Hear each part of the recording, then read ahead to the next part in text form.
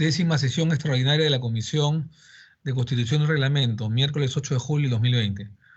Buenas tardes, señores congresistas, siendo exactamente las 15 horas, 3 de la tarde del día miércoles 8 de julio de 2020, vamos a proceder a pasar la lista de asistencia a efectos de verificar el quórum reglamentario para dar inicio a la presente sesión. Por favor, secretaria técnica, sírvase a pasar la lista de asistencia. Señores congresistas, voy a proceder a pasar la lista. Señor congresista Aliaga Pajares. Congresista Aliaga. Congresista Almerí Beramendi. Congresista Almerí. Congresista Chávez Cosío. Presente. Gracias. Gracias. Congresista Columbus Murata. Congresista Costa Santolaya. Presente. Gracias. Congresista Espinosa Rosales. Congresista González Cruz. Congresista Gupioc Ríos. Presente. Gracias. Congresista Lazo Villón. Congresista Lazo. Congresista Lizárraga Houghton. Presente. Gracias. Congresista Yauli Romero. Presente, señorita. Gracias. Congresista Mamani Barriga. Presente. Gracias. Congresista Mesía Ramírez. Congresista Mesía. Presente. Gracias. Congresista Omonte Durant. Congresista Paredes Eizaguirre. Congresista Pineda Santos. Presente. Gracias. Congresista Ramos Zapana. Congresista Ramos.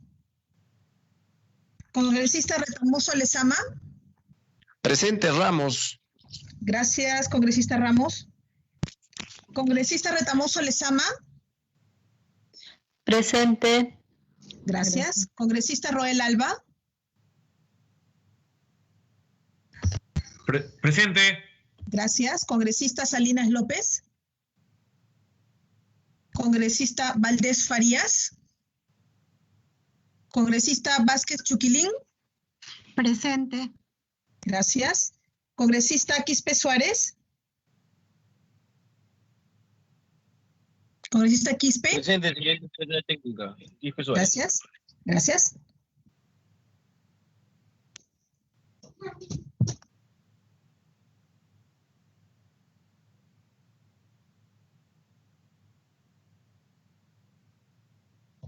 Señor presidente, con su asistencia serían 14 señores congresistas presentes. El quórum para la presente sesión es de 13 señores congresistas. Existe la licencia del señor congresista Raime Marín. Tenemos el quórum necesario para iniciar la sesión. Interrupción, señora secretaria técnica. Buenas tardes. Leslie Lazo, presente, por favor. Gracias. Perfecto, señora Lazo. Gracias. Muy bien, con el quórum correspondiente se da inicio a la 10ª sesión extraordinaria de la Comisión de Constitución y Reglamento correspondiente al periodo de sesiones 2020 y 2021. Orden del día. Como primer punto del día tenemos la sustentación del señor congresista Gino Costa Santolaya, coordinador del grupo de trabajo encargado del control constitucional sobre los actos normativos del Poder Ejecutivo a través de los decretos legislativos, decretos de urgencia y tratados internacionales ejecutivos, sobre 8 informes presentados con relación a la evaluación de los decretos legislativos 1456 y 1472, así como los decretos de urgencia 25, 26, 27, 30, 34 y 2020 y el Tratado Internacional Ejecutivo número 222. A efectos de tener un orden claro de lo que se votará, propongo que la sustentación, debate y votación se realice todo de forma global, en conjunto, al final de la votación, o al final de la sustentación. Ello debido a, digamos, tener más pragmatismo, practicidad dentro de la exposición y celeridad que merece la Comisión de Constitución. Evidentemente, si no hay puntos de acuerdo, digamos, en alguno de los 8 informes que va a presentar el doctor Gino Costa, no hay ningún problema, se votará por separado. Pero, digamos, la idea es que se expongan los 8 informes, que cada congresista de la República tome nota si está de acuerdo con los 8 informes, y luego se pase a las observaciones respectivas para votar todo el paquete en su conjunto. Si están de acuerdo, entonces vamos a proceder a darle el uso de la palabra al congresista Gino Costa Santolaya para que inicie la sustentación de su primer informe y así sucesivamente. Por favor, congresista Gino Costa, con todo aprecio, ¿puede usted sustentar primero el informe del decreto legislativo número 1456, norma que tiene por objeto establecer la medida excepcional de cooperación laboral entre entidades públicas mientras se encuentre vigente la emergencia sanitaria a nivel nacional? Adelante, por favor, congresista Costa. Muchas gracias, presidente. Buenas tardes con usted y con las señoras y señores congresistas. Si me permite, presidente, antes de entrar a la primera norma, quisiera hacer una breve presentación brevísima a los colegas de la comisión, solo para recordarles que este es un grupo de trabajo permanente de la Comisión de Constitución encargado del control constitucional de los actos normativos del Poder Ejecutivo, sean estos decretos legislativos que se derivan de delegación de facultades, decretos de urgencia referidos a, como su nombre lo indica, asuntos de urgencia y a materia exclusivamente económica financiera, salvo que se trate de los decretos de urgencia en el interregno parlamentario, y tratados internacionales ejecutivos, que son aquellos que suscribe el Poder Ejecutivo sin pedir opinión previa al Congreso, por cual así lo establece la Constitución. Igual, estas normas requieren pasar para control constitucional por el Congreso y la instancia que los revisa es la Constitución previa revisión de este grupo de trabajo. El grupo en la actualidad está integrado por 7 congresistas, que son los congresistas Mamani Barriga, Omonte Durán, Mesía Ramírez, Gupioc, Ríos, Leslie Lazo y Isaías Pineda. Estamos presentando este primer informe preliminar sobre el trabajo realizado estas primeras semanas, 7 semanas, desde que nos instalamos el 11 de mayo, y lo formalizaremos con un informe escrito de acá a unos días, probablemente el 15 de julio. Son 7 semanas de trabajo, presidente. Nos instalamos el lunes 11 de mayo y poco después, el 29 de mayo, aprobamos nuestro plan de trabajo. Sesionamos ordinariamente los viernes a las 3 de la tarde de cada semana y a la fecha se han realizado 5 sesiones ordinarias en 6 semanas de trabajo, habiéndose suspendido solo la última reunión por la convocatoria a la sesión del Pleno. A la fecha, 8 de julio, han ingresado al grupo un total de 122 normas del Poder Ejecutivo. 64 de ellas son decretos legislativos emitidos en virtud de 2 delegaciones de facultades, una amplia al principio de la emergencia y de nuestro mandato, y uno acotado referido al tema de los penales, de donde salieron 2 decretos legislativos ya emitidos. Asimismo, han entrado al grupo de trabajo a través de la comisión 43 decretos de urgencia, todos ellos decretos de urgencia emitidos, digamos, durante la emergencia sanitaria. No hemos recibido todavía ninguno de los decretos de urgencia emitidos durante el interregno parlamentario. Y tenemos también 15 tratados internacionales ejecutivos. En total son 122 normas. Hasta el momento hemos ya aprobado 12 informes remitidos a la Comisión de Constitución. Hoy día sustentamos solo 8 de ellos. Esperamos alcanzar 10 informes más, 5 esta semana y 5 la próxima, en relación con tratados internacionales ejecutivos, cuya revisión además le estamos coordinando con la Comisión de Relaciones Exteriores, que simultáneamente está revisando los mismos tratados internacionales ejecutivos. Tenemos entonces en casi 8 semanas de trabajo, tendríamos en casi 8 semanas de trabajo 22 informes aprobados. Creemos, presidente, que podríamos acelerar un poquito este ritmo de producción si contáramos con los 2 asesores que hemos solicitado. Hasta el momento solo tenemos una secretaria ejecutiva, la doctora Jacqueline Rivas, que viene haciendo muy buen trabajo con mucho esfuerzo, pero no tiene el suficiente respaldo como para que avancemos más rápidamente. Sobre todo teniendo en cuenta que los informes que estamos presentando son aquellos que no revisten ninguna dificultad. Hay entre los que hemos recibido otros que sí la tienen y requieren muchísimo más trabajo, entre otras cosas, audiencias a las cuales se invitan a las partes concernidas para poder debatir en más profundidad antes de emitir un informe. De manera que solo aprovecho para reiterar si por favor se pudiera atender ese pedido de mayor apoyo secretarial a partir de la contratación de 2 asesores adicionales.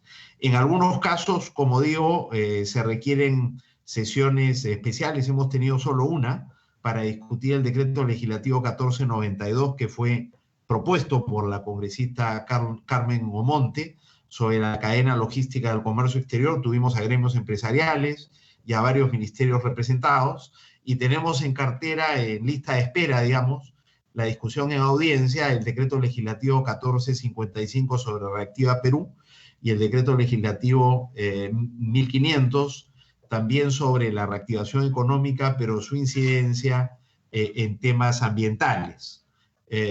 Estos 2 últimos solicitados, si mal no recuerdo, por el congresista Bupioc y el congresista Mamani Barriga.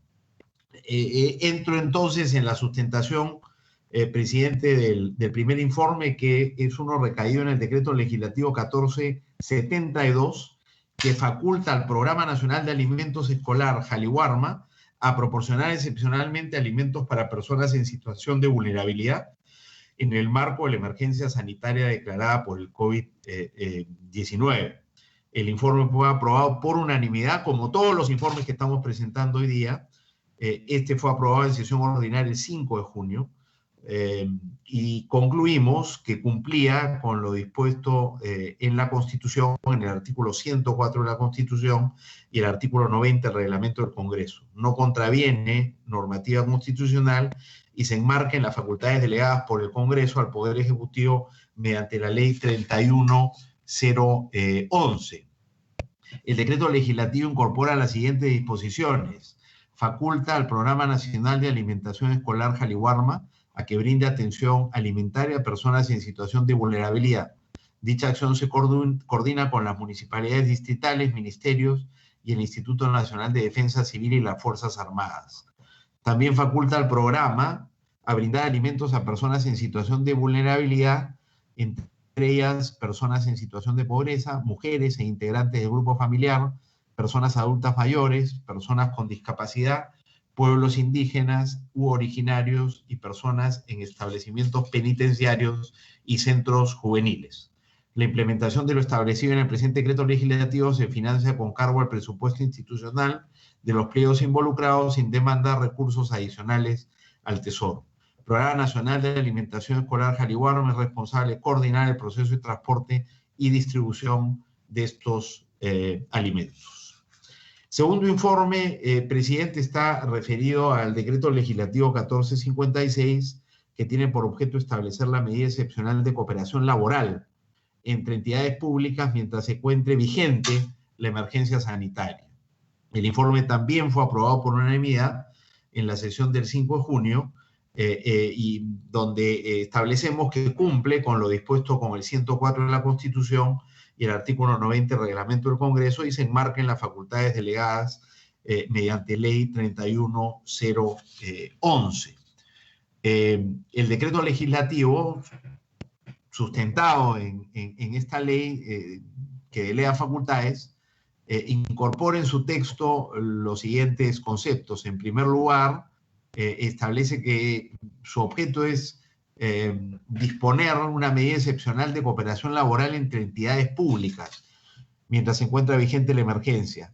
La medida de cooperación laboral consiste en que mientras ocurra esta, los servidores civiles de las entidades públicas bajo diferentes regímenes laborales que no presten servicios esenciales pueden realizar temporalmente labores en una universidad, en una entidad pública que sí realiza dichos servicios esenciales. La medida excepcional de cooperación laboral no resulta de aplicación a funcionarios de confianza, servidores o servidoras civiles comprendidos en el grupo de riesgo que no puedan realizar trabajo remoto. El tercer informe recae en el decreto de urgencia 25-2020, que establece medidas urgentes destinadas a reforzar el sistema de vigilancia y respuesta sanitaria frente al grave peligro de propagación de la enfermedad causada por el COVID-19. El presente informe también fue aprobado por unanimidad como los anteriores en la sesión ordinaria del 5 de junio.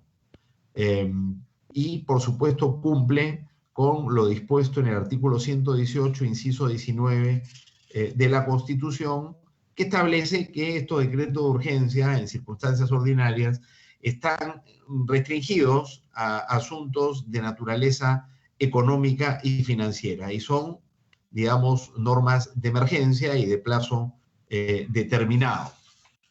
El decreto de urgencia dispone la transferencia de partidas en favor del Ministerio de Salud con la finalidad de garantizar la continuidad de la prestación de los servicios a nivel nacional. Lo mismo ocurre en el sector educación. En el informe se realiza la verificación de si este decreto de urgencia cumple con los requisitos establecidos por el Tribunal Constitucional y la conclusión es que, en efecto, eso es lo que ocurre. Es decir, se trata de una norma de carácter excepcional, es necesaria, puesto que la norma legal resultaba imprescindible para reducir el impacto de la epidemia, es transitoria, cuenta con el requisito de generalidad, pues dispone medidas generales para favorecer a toda la población y el principio de conexidad, pues existe una relación entre el decreto de urgencia y la grave situación que se deriva de la pandemia que nos toca vivir.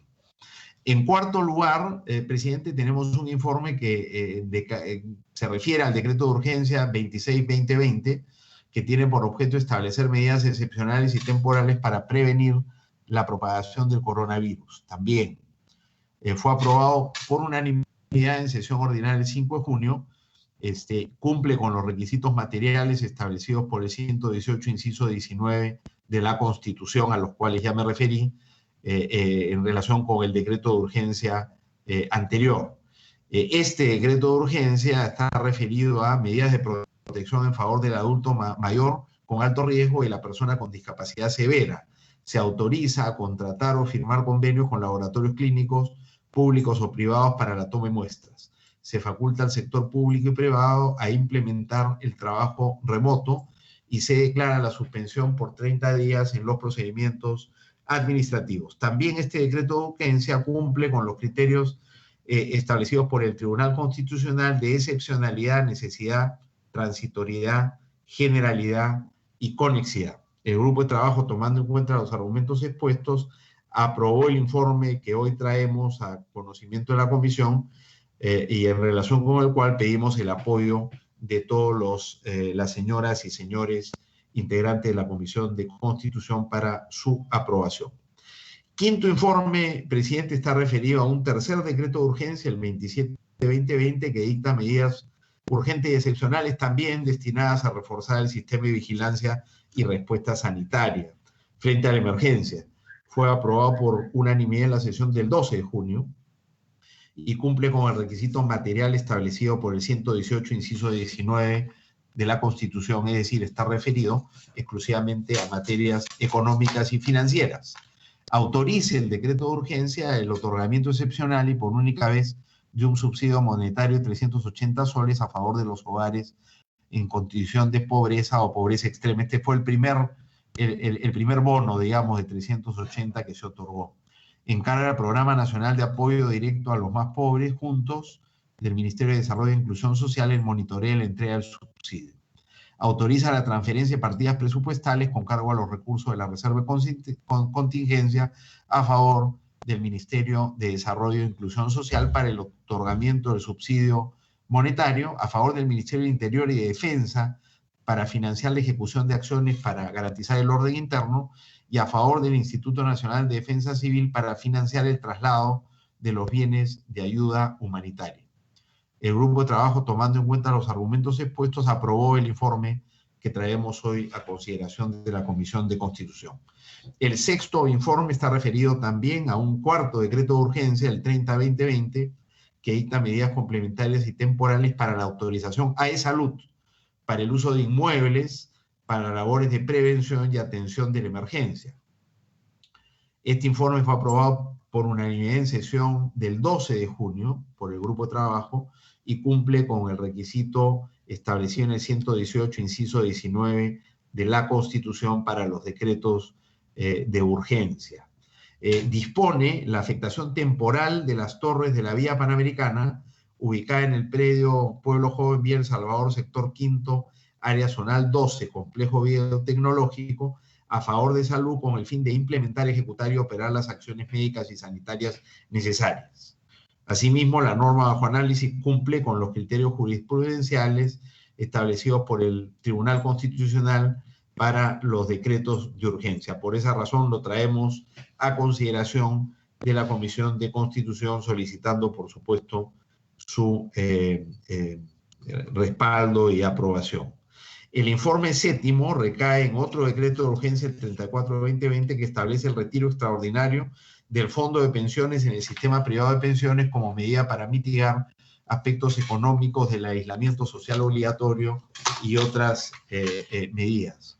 Fue aprobado por unanimidad el presente informe en la sesión ordinaria el 12 de junio y cumple con los requisitos del artículo 118, inciso 19, referidos a decretos de urgencia. El decreto dispone el retiro extraordinario del Fondo de Pensiones de los afiliados al sistema privado, las AFPs, por única vez de hasta 2.000 soles de su cuenta individual de capitalización.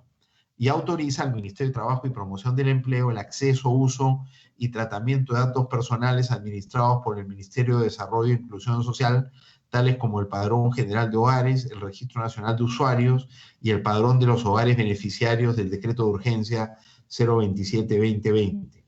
Autoriza asimismo el acceso al MIDES de los datos personales de la Superintendencia de Banca, Seguros y AFPs, la Superintendencia Nacional de Aduanas y de Administración Tributaria y otras bases de datos para el proceso de construcción del padrón de hogares con trabajadores independientes en vulnerabilidad económica.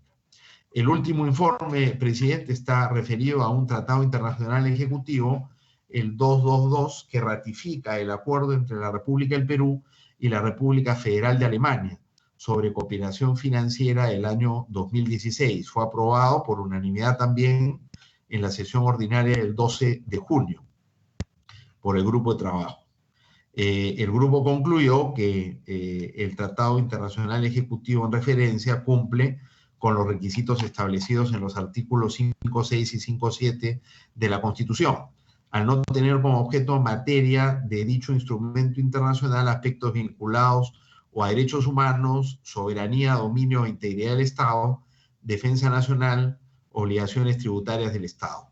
Tampoco crea, modifica o suprime tributos, ni exige modificación o derogación de alguna ley, ni requiere medidas legislativas para su ejecución, razón por la cual no requiere pronunciamiento previo del Congreso de la República. El mencionado Tratado Internacional Ejecutivo tiene por objeto establecer el marco jurídico por el cual la República Federal de Alemania pone a disposición del gobierno peruano aportaciones financieras por un monto de 35 millones de euros.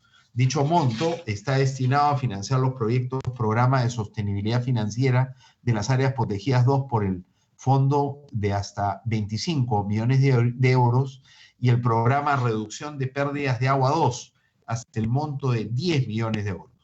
Así pues, al cumplir con lo dispuesto en las normas previamente mencionadas, no requeriría de la aprobación previa del Congreso.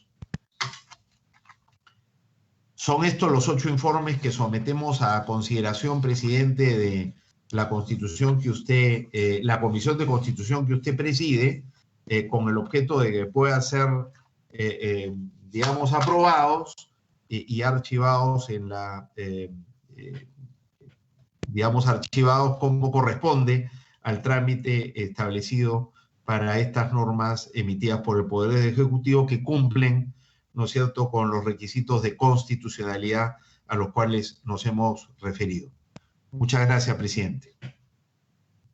Gracias, congresista Costa. Solamente para comentarle lo siguiente, no es que se aprueba el archivo, ¿no? Estos son insumos para hacer un dictamen, si se, digamos, aprobado seguramente en la Comisión de Constitución, para que luego lo pueda ver el Pleno, ¿no? No es que lo aprobamos ahora y va al archivo. No, si se aprueba, entiendo que seguramente sí, con algunas observaciones, si es que las hay, correspondería hacer un dictamen para que luego esto vaya al Pleno del Congreso de la República. Sería la bienvenida a los congresistas Luis Valdés Farías, Franco Salinas López y Carmen Omonte Durán. Por su presencia, doctora Durán, secretaria técnica, por favor consignar las 3 asistencias que se han ido, digamos, pasando a través del chat. Repito, Luis Valdés Farías, Franco Salinas López y Carmen Omonte Durán, los 3 miembros titulares de la Comisión de Constitución. Si algún congresista de la República tiene alguna observación que hacer a los 8 informes en resumen señalados por el congresista Gino Costa, este es el momento como para poder hacerlo, antes de pasar a votar.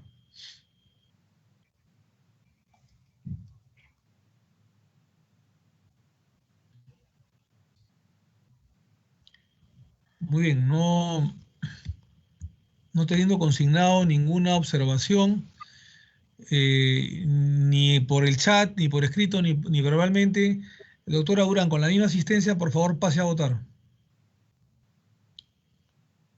Tome la lista, por favor, para que los congresistas voten, ¿sí? Adelante. Señores congresistas, pasaré a registrar su votación con relación a los 8 informes que ha sustentado el congresista Gino Costa Santolaya. Señor congresista Lega Pajares. Congresista Almerí Beramendi. Congresista Chávez Cosío.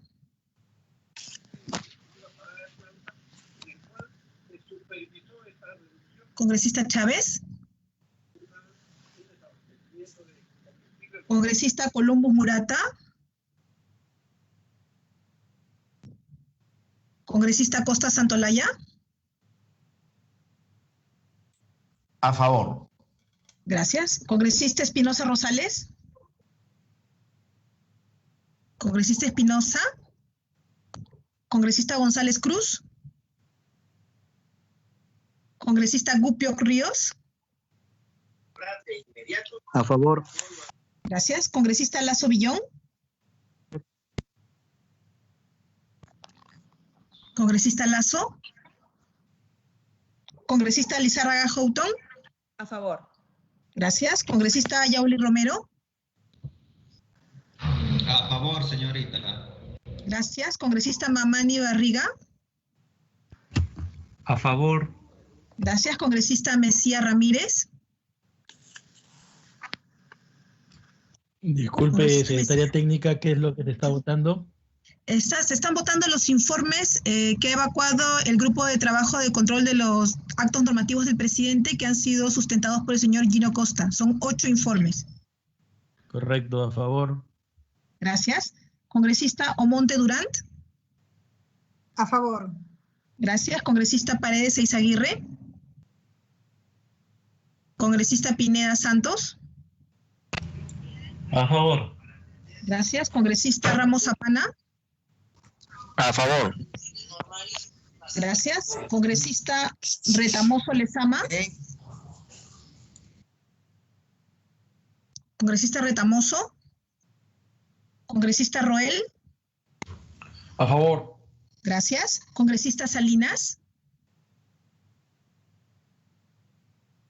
Congresista Salinas. Congresista Valdés Farías. Congresista Valdés. Congresista Vázquez Chuquilín. A favor. Gracias. Congresista Quispe Suárez. A favor. El congresista Valdesa, doctora Durán, ha manifestado su voto a favor en el chat. Ya, gracias, señor presidente.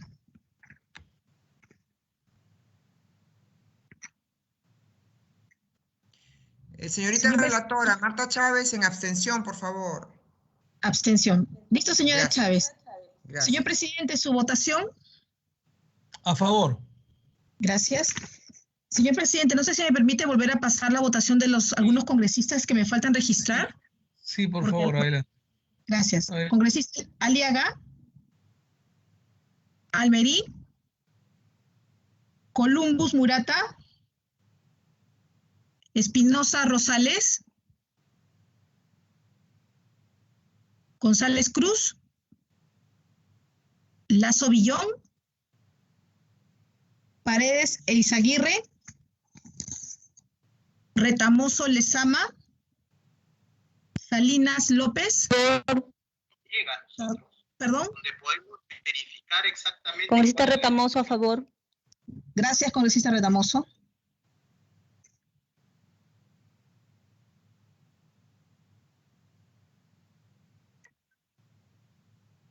Señor presidente, han votado 16 señores congresistas, 15 a favor, 1 abstención. Los informes han sido aprobados por mayoría. Me parece que la congresista Omonte también está presente. Pregúntele, por favor. Sí, votó a favor. La tengo registrada con su votación a favor. ¿Cuál es el resultado final? Voté a favor, presidente. Sí. Ajá. Gracias. 16 congresistas votaron, 15 a favor, 1 abstención. Se han aprobado los informes por mayoría. Listo. Muchísimas gracias, doctora Durán. Muchísimas gracias. Entonces, se hará el respectivo predictamen correspondiente. Muchas gracias al congresista Acosta por su informe en resumen. Muchas gracias.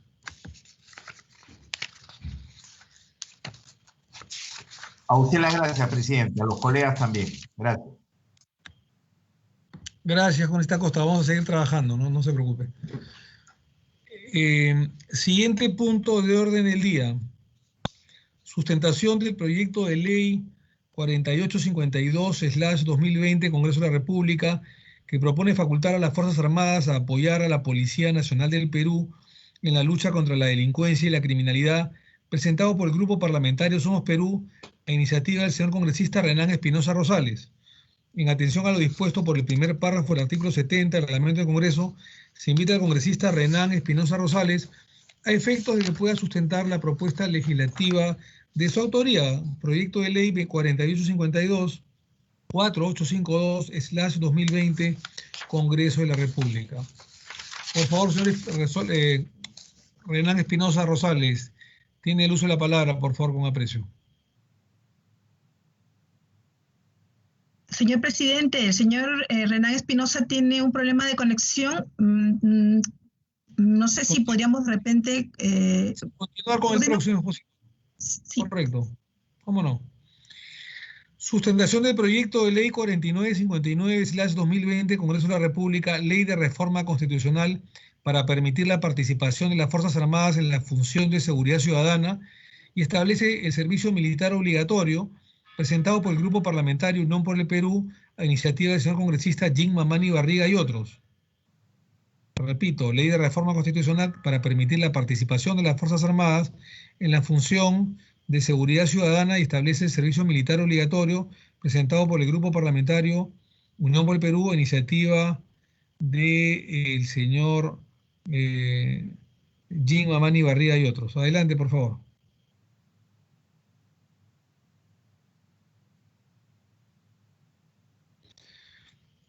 Doctora Durán, ¿el congresista Mamani Barriga se encuentra presente? Sí, señor presidente, muchas gracias. Disculpe que estaba también teniendo un problema. Muchas gracias. Muy buenas tardes con todos colegas a través de su presidencia. Y voy a sustentar hoy día el proyecto de ley número 4959, que permite la participación de las Fuerzas Armadas en la función de seguridad ciudadana. Antes de iniciar esta exposición o sustentación, quería hacerle recordar a la secretaria técnica que hay un cuadrito que me gustaría que lo ponga en su momento, ¿no? Para cuando yo se lo pida, por favor, secretaria, para que puedan ver los colegas. Muchas gracias. Señor presidente, quiero agradecerle en primer término la oportunidad de permitirme sustentar este proyecto de ley, el cual busca resolver uno de los grandes problemas que tiene el país, como es lamentablemente la inseguridad ciudadana. Tal como lo hemos plasmado en uno de los 10 puntos del Frente Patriótico, somos unos convencidos que para fortalecer la seguridad ciudadana a corto plazo resulta fundamental el apoyo de las Fuerzas Armadas en esta función a la Policía Nacional del Perú. Ojo, aquí es importante aclarar algo. No se busca sustituir la labor especializada que realiza la Policía Nacional del Perú, sino que las Fuerzas Armadas puedan coadyuvar en el trabajo que ya realiza la policía actualmente. Señor presidente, hay muchos aspectos que nos permitirían realizar una medición de la seguridad ciudadana en el país. Sin embargo, lo fundamental que debemos considerar es la percepción que tiene la ciudadanía sobre este tema. En abril del 2019, Ipsos Perú señaló en una encuesta nacional urbana que el 52% de las personas consideran que la delincuencia y la seguridad ciudadana eran el principal problema del país. El segundo problema, como comprenderán, era la corrupción.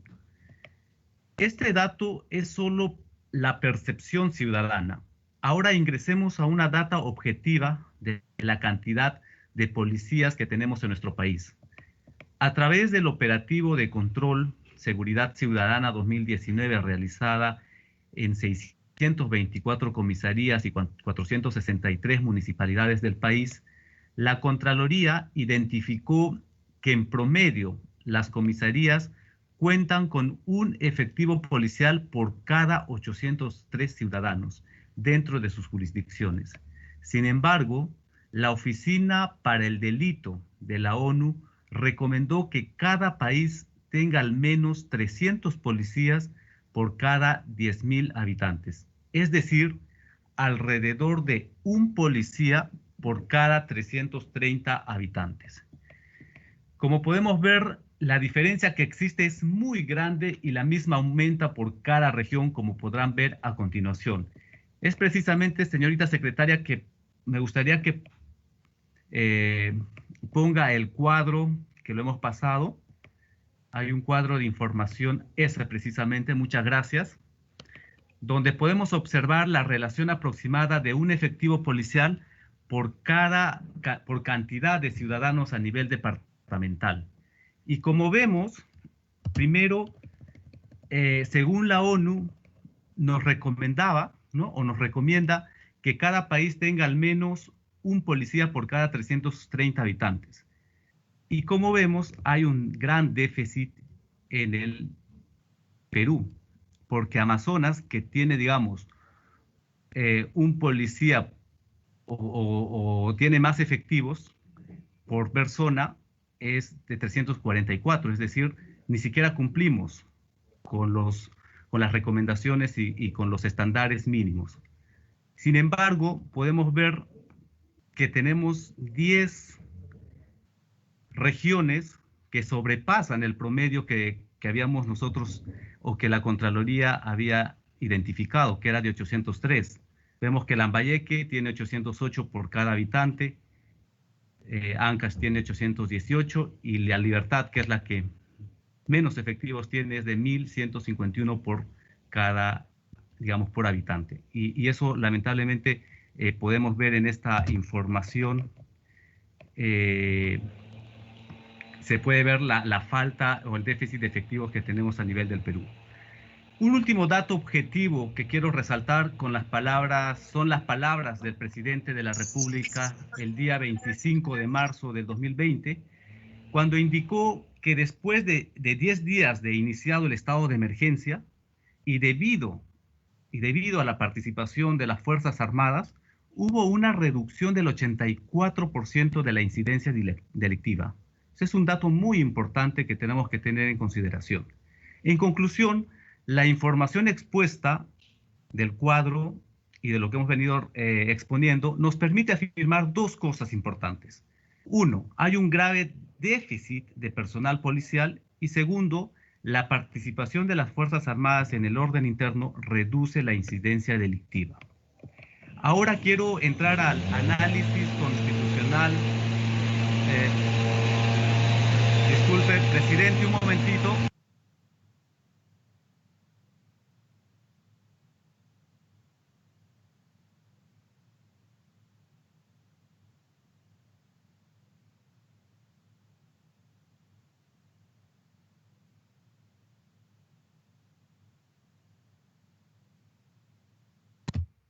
Presidente, disculpe, había una interrupción acá. ¿Me escucha?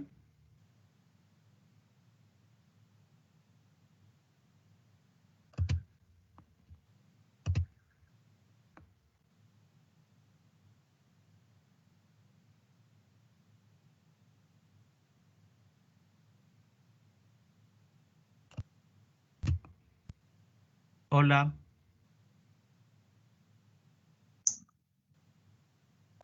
Yo lo escucho, congresista. Sí, adelante, adelante, por favor. Lo estamos escuchando, congresista Mamani, por favor. Muchas gracias, sino que había una interrupción de una bulla que habían hecho afuera y ahora... Estamos escuchando bien con sus cuadros. Siga, por favor. Por supuesto, muchas gracias. Ahora, estaba entrando a un análisis constitucional de la propuesta. Como sabemos, la institución que debe velar por la seguridad ciudadana es la Policía Nacional del Perú, según el artículo 166 de la Constitución. Esta es una labor que reconocemos y que debe mantenerse así. Sin embargo, el déficit de efectivos policiales amerita replantear estrategias para reforzar el personal que brinde servicios de seguridad ciudadana, siendo una de ellas la participación de las Fuerzas Armadas, sin dejar de lado la función rectora de la Policía Nacional del Perú y el Ministerio del Interior. Ese aspecto queremos dejarlo muy claro. Ahora, la pregunta es, ¿por qué presentamos una modificación constitucional? Lo hacemos porque el artículo 137 de la Constitución autoriza a las Fuerzas Armadas participar en el orden interno solo cuando se produce una situación de excepción, declarada por el presidente de la República como un estado de emergencia, como la que estamos viviendo el día de hoy. En ese marco, planteamos que la participación de las Fuerzas Armadas en la seguridad ciudadana puede disponerse por parte del presidente de la República con acuerdo del Consejo de Ministros y dando cuenta al Congreso sin necesidad de encontrarnos en una situación de emergencia. Para tal fin, planteamos la modificación del artículo 166 y la incorporación del artículo 166-A a la Constitución Política del Perú. Nos queda claro, señor presidente, que las Fuerzas Armadas no tienen la función natural de apoyar en la seguridad ciudadana. Sin embargo, consideramos que pueden ser un refuerzo importante en la defensa contra la delincuencia y en apoyo a la Policía Nacional del Perú, siempre y cuando se rijan bajo los protocolos y normativa de la Policía y el Ministerio del Interior. Eso es toda mi exposición, presidente, y espero su presidencia tenga bien priorizar el debate de esta propuesta a la brevedad. Muchas gracias. A usted las gracias, congresista Allín Mamani Barriga. Hemos tomado nota y se priorizará dependiendo, obviamente, de la carga constitucional y procesal que tenemos, pero estamos avanzando rápido y con 2 turnos a la semana y creo que pronto pueden haber buenas novedades para su predictamen. Le agradecemos muchísimo. Sí, no sé si el congresista Renan Espinosa, doctora Durán, ya se encuentra enganchado o continuamos con la lista de oradores. El presidente me dice que todavía no puede superar el impasse técnico, que me avisará cuando lo haya superado, por favor. No hay problema, no hay problema. Muy bien, tengo el gusto de presentar entonces al congresista Alberto de Belaúnde de Cárdenas, distinguido miembro de la bancada del Frente Amplio, para que pueda sustentar su proyecto de ley 3607/2018, entiendo que presentado seguramente en el Congreso disuelto anterior, ley de reforma constitucional que garantice el derecho de acceso a una Internet libre y abierto, presentado justamente por el congresista de Belaunde.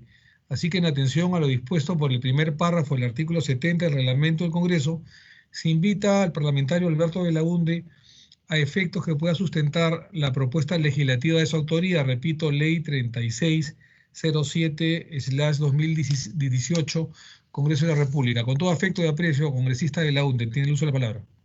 Gracias, presidente. Un saludo a usted y a todos los integrantes de la Comisión de Constitución y Reglamento, y mi agradecimiento por haber puesto en agenda la exposición de este proyecto, que si bien fue presentado en el Congreso anterior, este mantiene su vida, digamos, legislativa, y cuenta, por supuesto, también con el respaldo de mi bancada, la bancada del Partido Morado.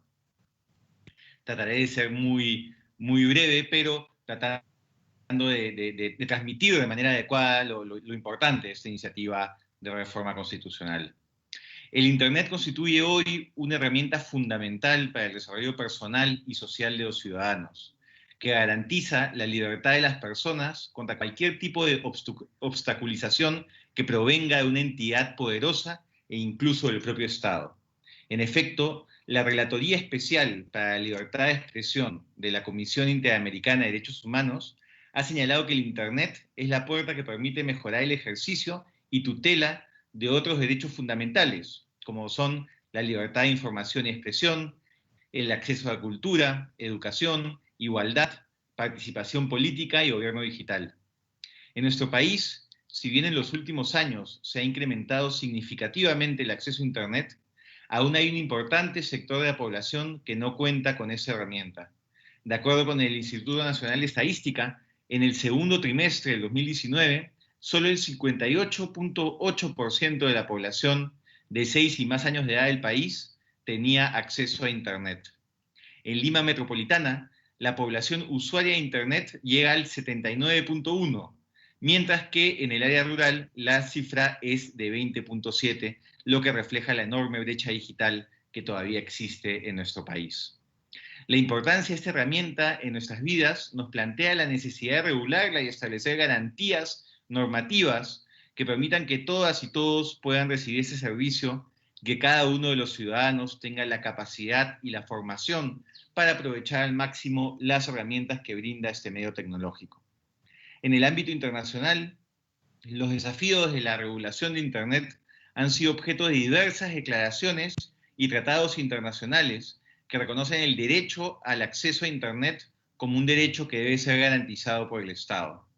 En el grupo de las declaraciones destacan la Declaración Conjunta sobre Libertad de Expresión e Internet, suscrita en el año 2011 por el Relator Especial de Naciones Unidas para la Libertad de Opinión y Expresión, la representante para la libertad de los medios de comunicación de la Organización para la Seguridad y Cooperación de Europa, y las relatorías para la libertad de expresión de la Organización de Estados Americanos y de la Comisión Africana de Derechos Humanos y de los Pueblos, así como la Agenda de 2030 para el Desarrollo Sostenible, aprobada por la Asamblea General de las Naciones Unidas en enero del 2015.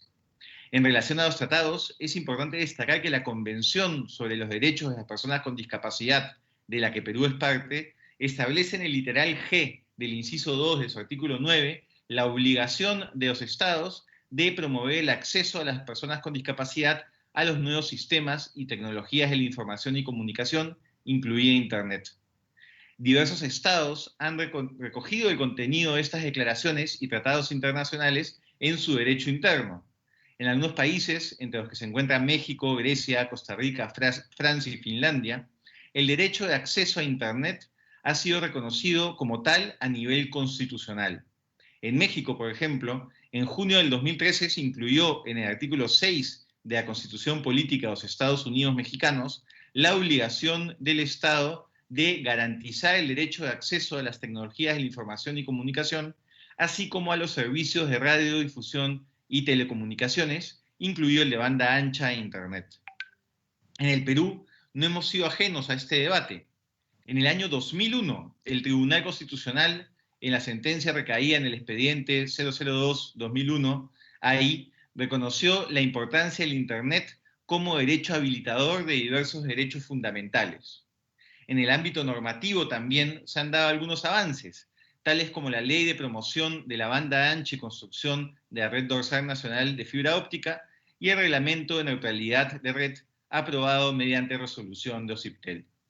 No obstante, resulta aún indispensable establecer un marco normativo que fortalezca los avances en la regulación del acceso a Internet, que impida retrocesos en las obligaciones del Estado y que impulse mayores avances en esta materia. En ese sentido, el proyecto de ley que expongo el día de hoy, el 3607-2018, recogiendo la experiencia de la legislación comparada y las obligaciones y recomendaciones de los tratados y declaraciones internacionales mencionados, busca que nuestra constitución política reconozca y garantice el derecho de acceso a Internet sin restricciones. Con este objetivo, esta iniciativa legislativa busca incorporar dos modificaciones en nuestra Constitución. La primera es la modificación del inciso 4 del artículo 2, que regula las libertades de información, expresión y opinión, para incluir el siguiente párrafo: el Estado garantiza el derecho de acceso a un Internet libre y abierto. Esta propuesta de modificación reconoce el derecho de acceso a Internet como un derecho constitucional y garantiza que no existan barreras arbitrarias o irracionales que impidan, restrinjan, interfieran o limiten el acceso a Internet, la información y contenidos a su distribución, transmisión o generación, ejecutar aplicaciones o interactuar en las diversas plataformas, y que ello pueda realizarse con cualquier aplicativo compatible que no perjudique la red o la calidad del servicio.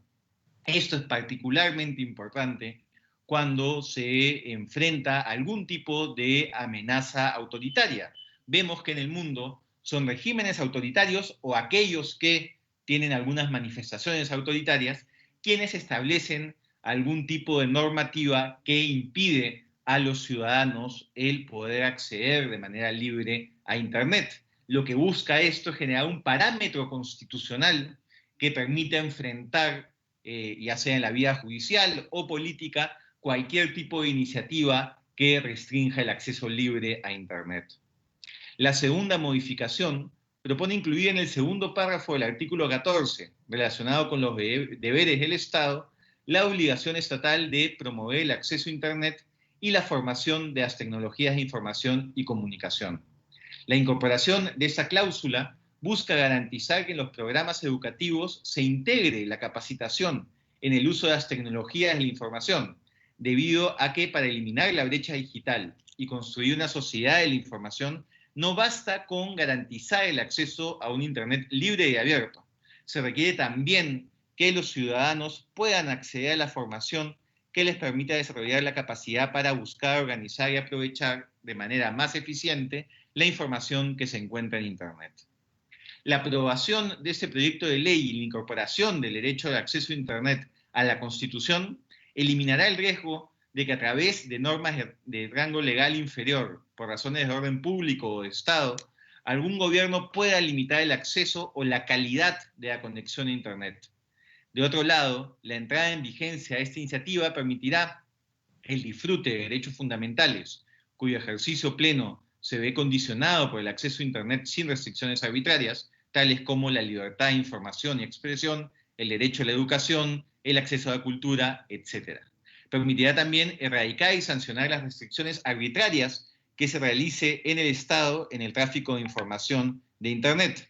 Evitará que operadores o proveedores de Internet decidan arbitrariamente los contenidos al que acceden los usuarios, e incorpora en la formación de nuestros estudiantes el desarrollo de competencias básicas para conocer, operar y gestionar las tecnologías de la información y comunicación. Es decir, no solo una labor para acabar con la brecha digital, sino una labor para lograr la alfabetización digital que es tan necesario. Finalmente, es importante señalar que el presente proyecto de reforma constitucional no plantea que el Estado se convierta en un proveedor de Internet de banda ancha. El objeto de esta iniciativa es que exista un marco legal que permita a las entidades públicas y agentes reguladores garantizar que en la prestación de ese servicio las empresas privadas respeten el principio de prestar un Internet libre y abierto. Presidente, este proyecto del 2018 se presentó incluso antes de este fenómeno, de esta situación de pandemia que estamos viviendo en el país. Me parece que esta nueva realidad que estamos viviendo no hace sino confirmar la importancia de fortalecer la agenda digital en nuestro país y no ha hecho sino mostrarnos a todos nosotros la importancia del acceso a Internet libre y abierto para poder disfrutar de otros y ejercer otros derechos fundamentales. Esta iniciativa ha sido socializada en distintos foros y ha contado y cuenta con el respaldo de distintos especialistas. El día de hoy en la mañana estaba conversando, por ejemplo, con el abogado especialista en derechos digitales, Eric Iriarte, quien respalda esta iniciativa, así como otros gremios que entienden la importancia de no solo reconocer de manera legal el derecho de acceso a Internet, sino de darle a esto una categoría constitucional junto con la obligación del Estado de asegurar la formación de los ciudadanos y ciudadanas para poder hacer disfrute de este derecho. Muchísimas gracias, presidente, por su atención y a la de los colegas de la Comisión de Constitución.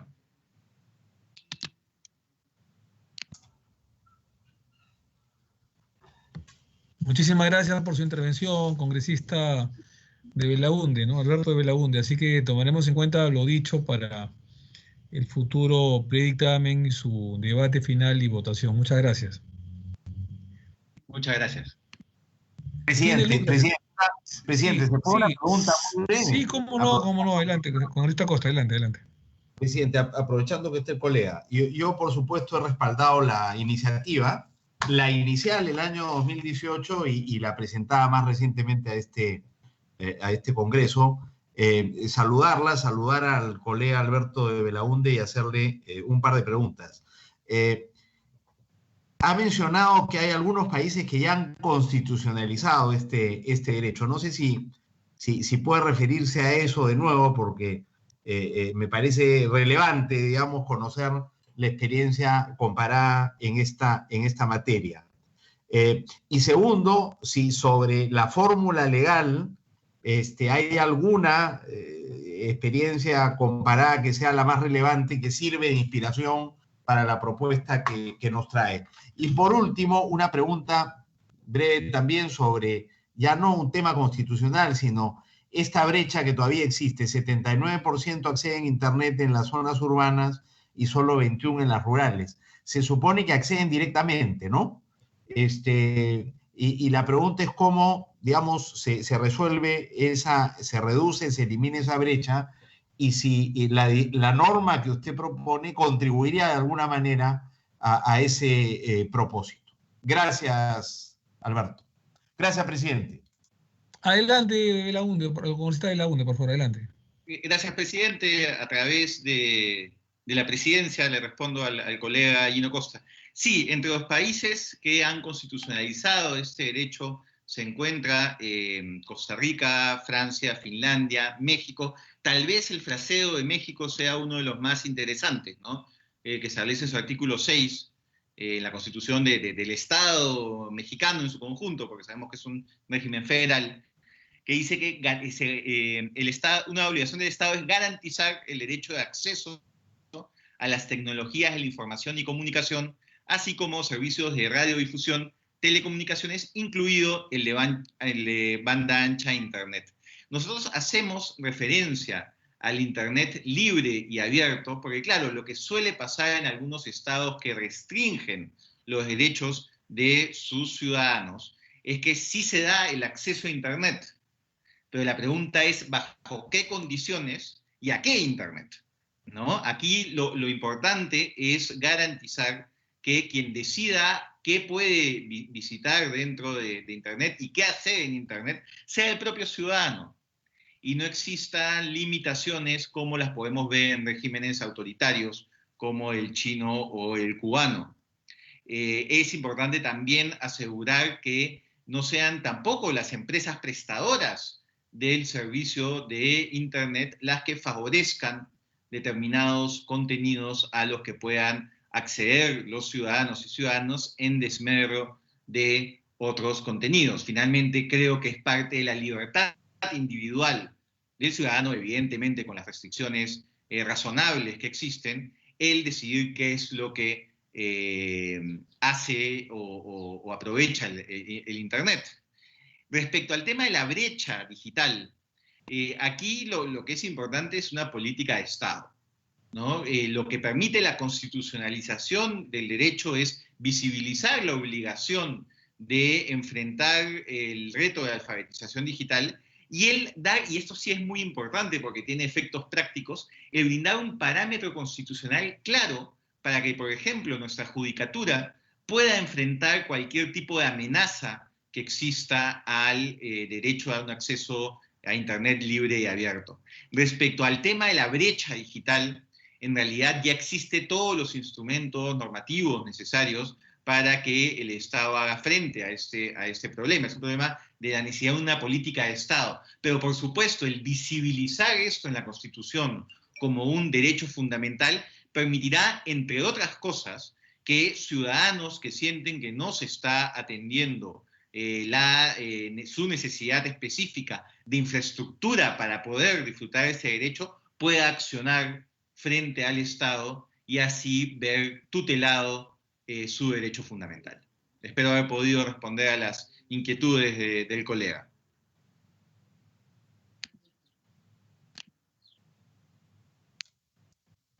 Si puedo repreguntar brevemente. Sí, adelante, por favor, para terminar brevemente. Por favor, ese 80% de peruanas y peruanas que en las zonas rurales, o 79, digamos, para ser precisos, no tiene acceso a Internet.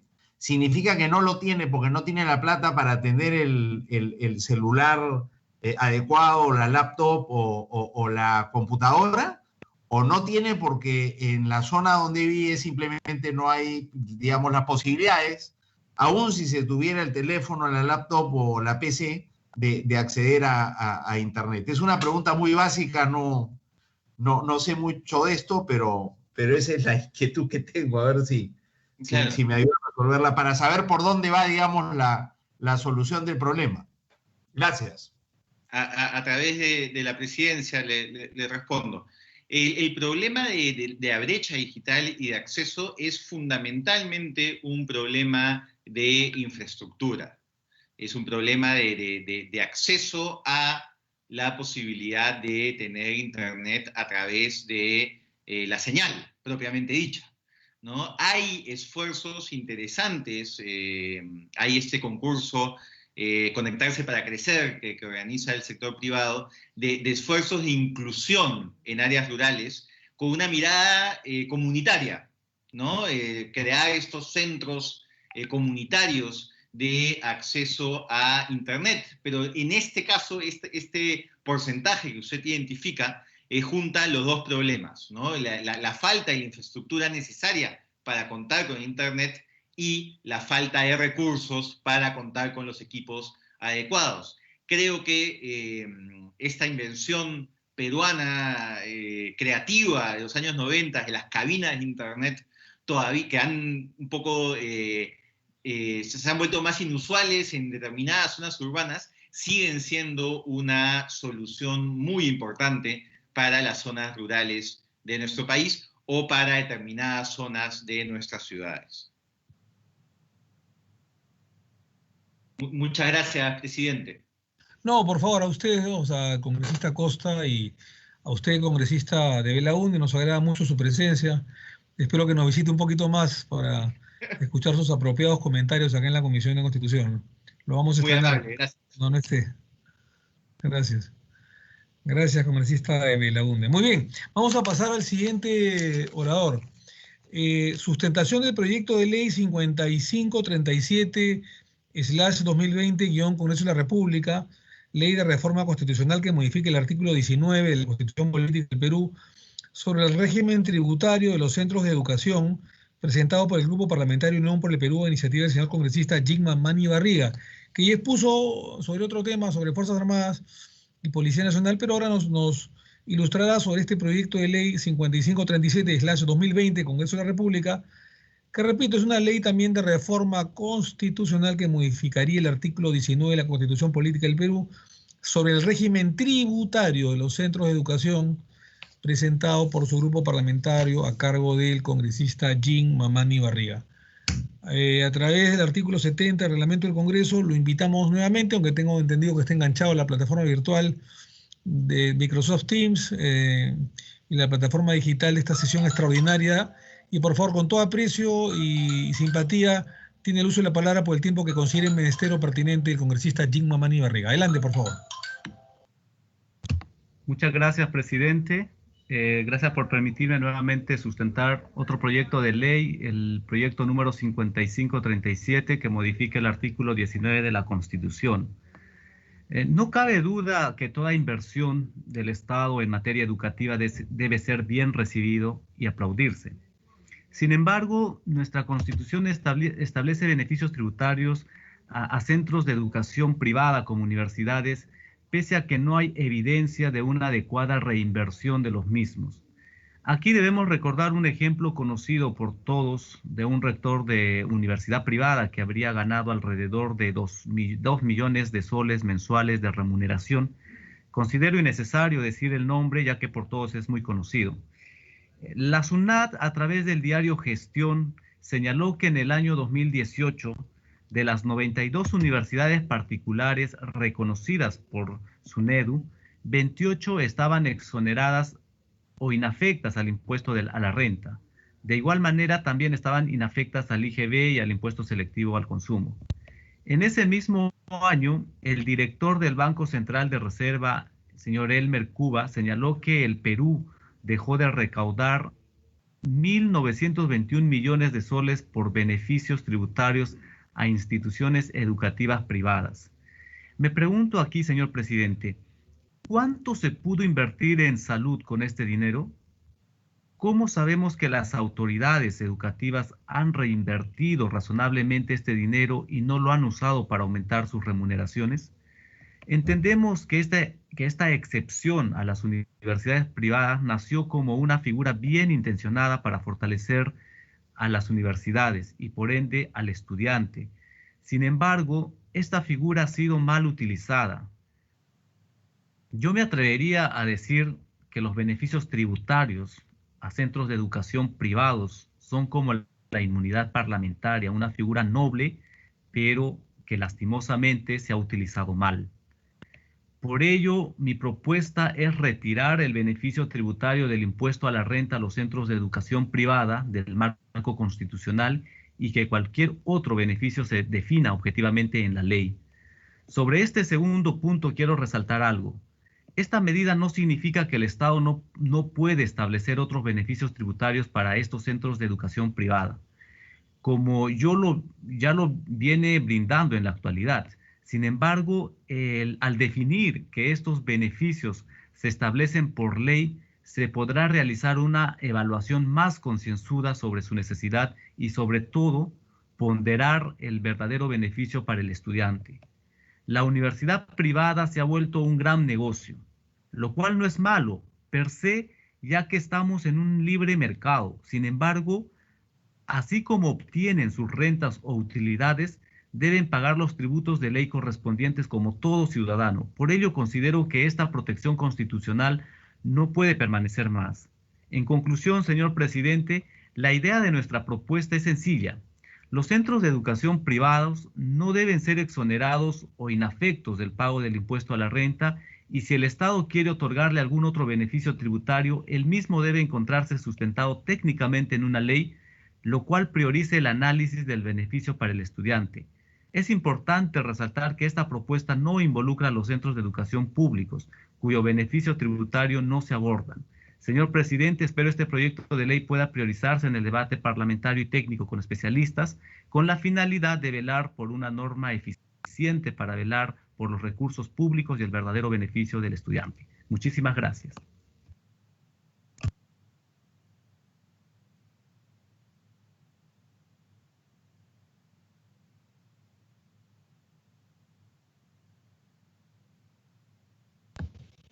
Muchísimas gracias, congresista Mamani Barriga, por su intervención. Para finalizar, tiene el uso de la palabra el congresista Richard Rubio Gariza para la sustentación del proyecto de ley 5618-2020, Congreso de la República, ley que modifica el artículo 19 de la Constitución Política sobre el régimen tributario de las instituciones educativas, presentado por el Grupo Parlamentario Frente Popular Agrícola FIA del Perú, FREPAP, a iniciativa del señor congresista Richard Rubio Gariza. Igual, ley que modifica el artículo 19 de la Constitución Política del Perú sobre el régimen tributario de las instituciones educativas.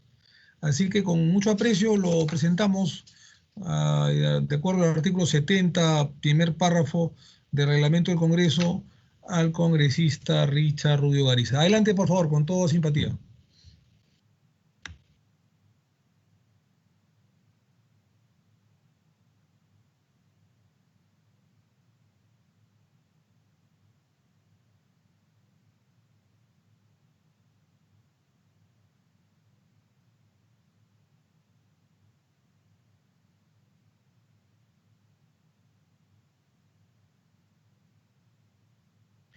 Doctora Urán, el congresista Richard Rubio Gariza se encuentra presente, porque entiendo que el doctor Renan Espinosa ya se ha retirado por un tema de salud. ¿El congresista Rubio Gariza está presente? Cuéntenos.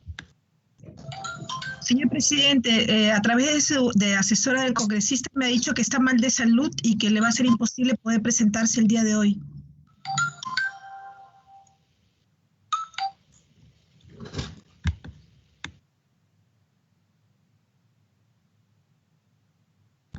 Muy bien, entonces hay dos exposiciones que han quedado pendientes.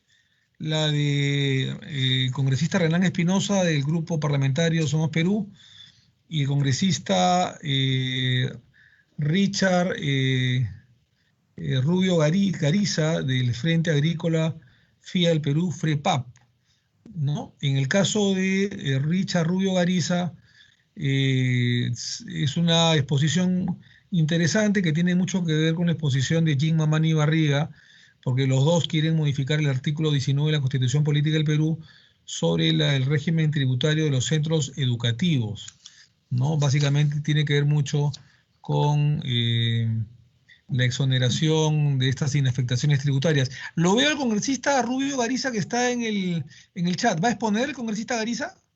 ¿Rubio Gariza? Sí, señor presidente. Entonces, adelante, por favor, aprovechemos. Adelante, por favor. Tiene usted el uso de la palabra con todo aprecio. Adelante, por favor. El problema era la máquina que a veces se corta, no sé por qué.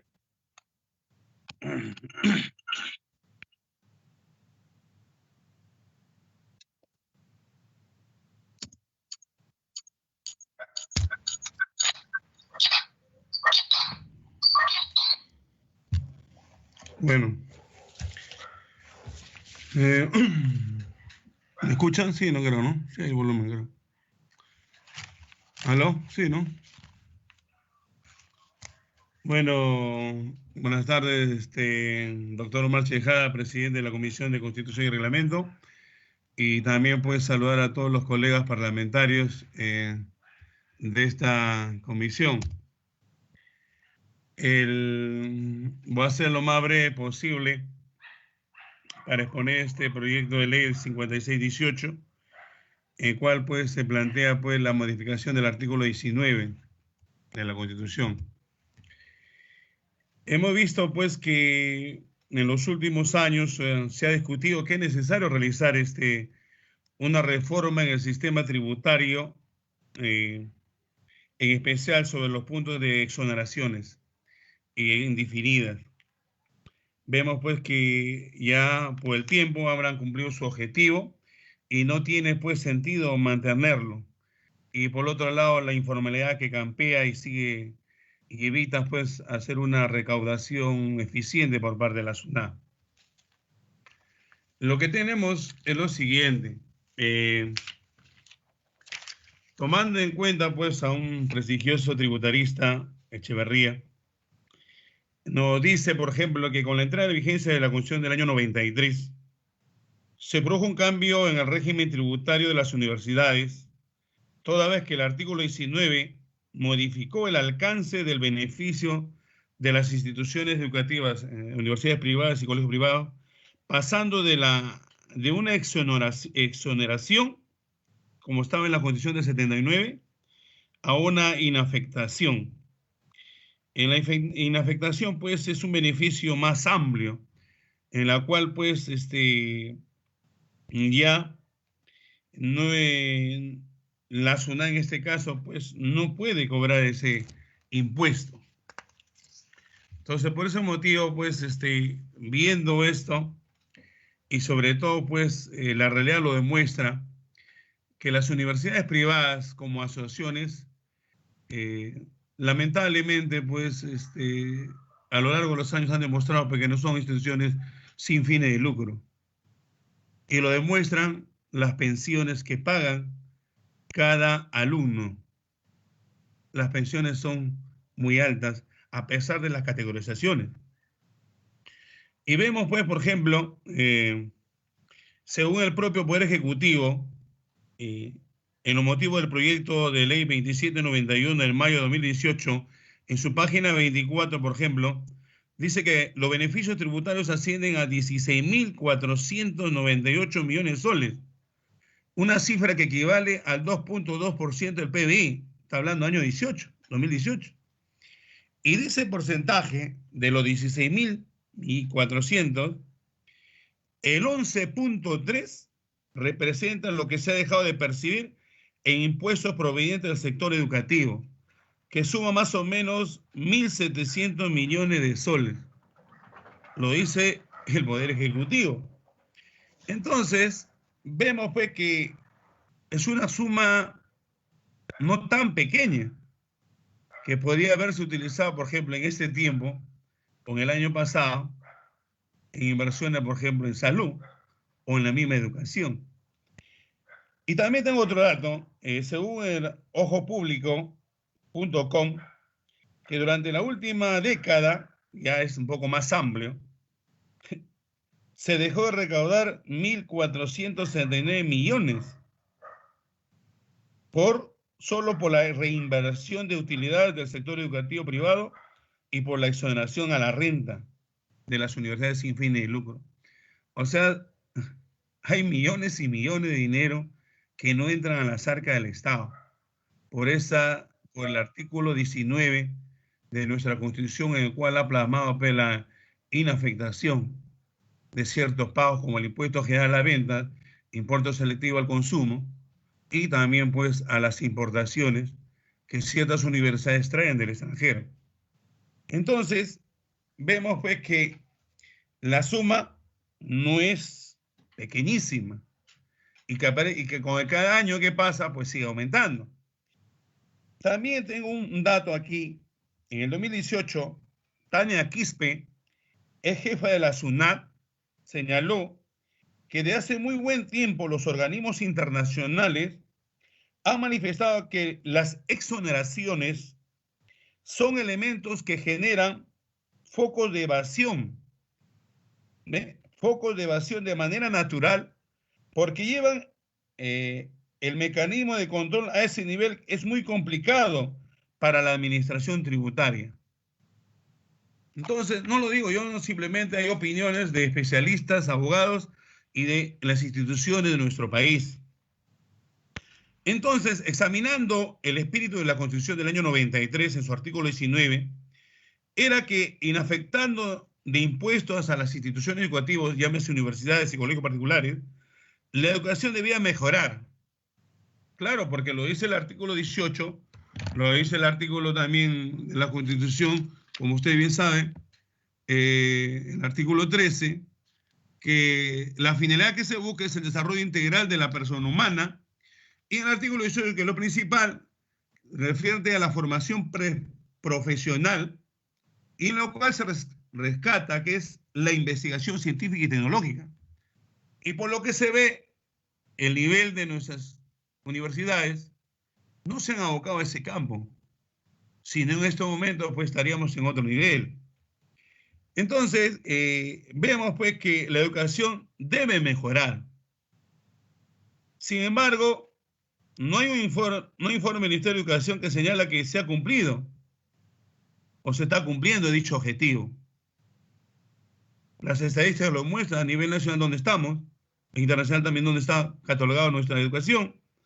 Por el contrario, tenemos informe de la SUNEDU que muestra la mala calidad de muchas universidades privadas y asimismo, ¿no?, diversas noticias respecto a la precariedad que prestan los servicios educativos de los colegios privados. O sea, sin ambiente, por ejemplo, de recreación, aulas pequeñas y hacinamientos.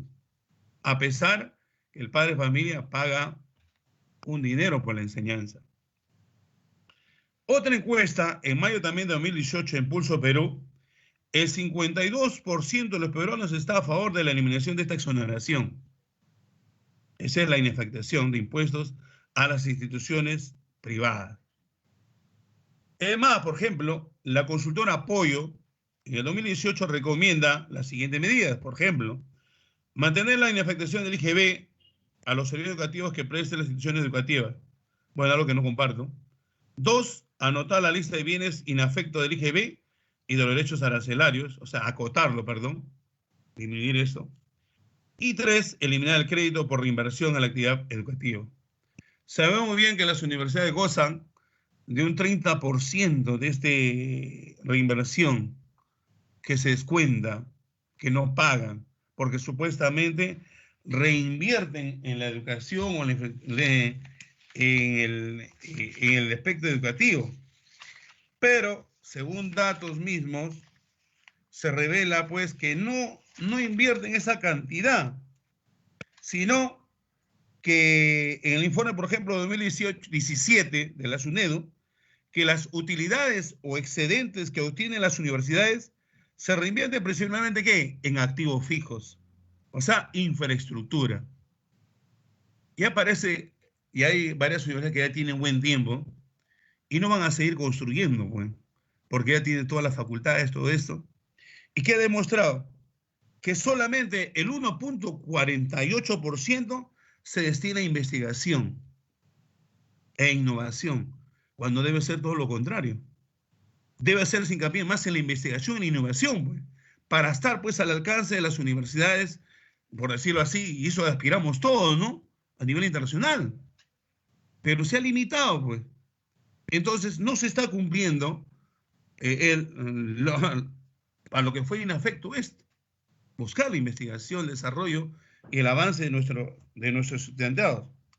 Entonces, a base de eso, han surgido una serie de leyes, pues, que la verdad han impedido, pues, que esto se corte. Por ese motivo, lo que nosotros planteamos en FREPA en este proyecto es cambiar, modificar el artículo 19 bajo lo que les estamos viendo, no solamente lo digo yo, sino las estadísticas, las instituciones, lo que he pasado lectura. Entonces, no considero pues que la mejora de una adecuación solamente está en la infraestructura, porque un activo fijo, como bien saben, permanece a lo largo plazo con la empresa o institución. Entonces, no es un bien o derecho que se convierta en efectivo en un ejercicio que combate anual. En cambio, los proyectos de investigación permiten pues, la formación educativa y científica de los estudiantes. Para ello, las instituciones educativas destinan actualmente, o deberían destinar a partidas presupuestales. Más aún si consideramos que la finalidad, como le dije anteriormente en el artículo 18 de la Constitución, es la investigación. No se está cumpliendo. Es más, no solamente no pagan impuestos generalmente, impuestos colectivos, sino también no se paga el alcabala, no se paga el impuesto predial. Entonces, hay demasiadas exoneraciones tributarias. Por ese motivo, estamos planteando esto. Y también, para acotar, por ejemplo, en Chile, por ejemplo, se exoneran solamente respecto a la actividad decente, pero las adquisiciones de bienes y servicios que realizan las instituciones educativas se pagan.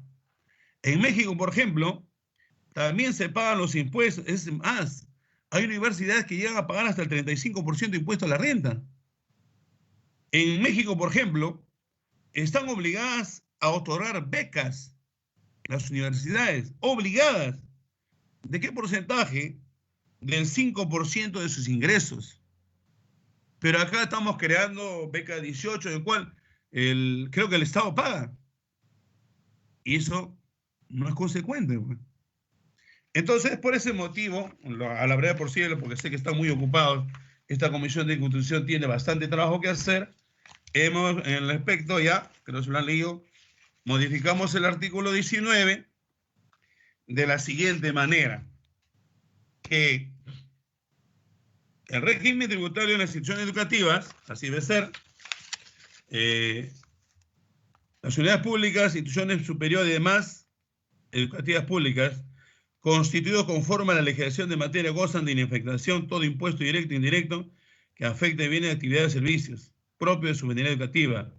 En materia de aranceles de importación puede establecerse un régimen especial de afectación para determinados bienes. O sea, no en general. Pues.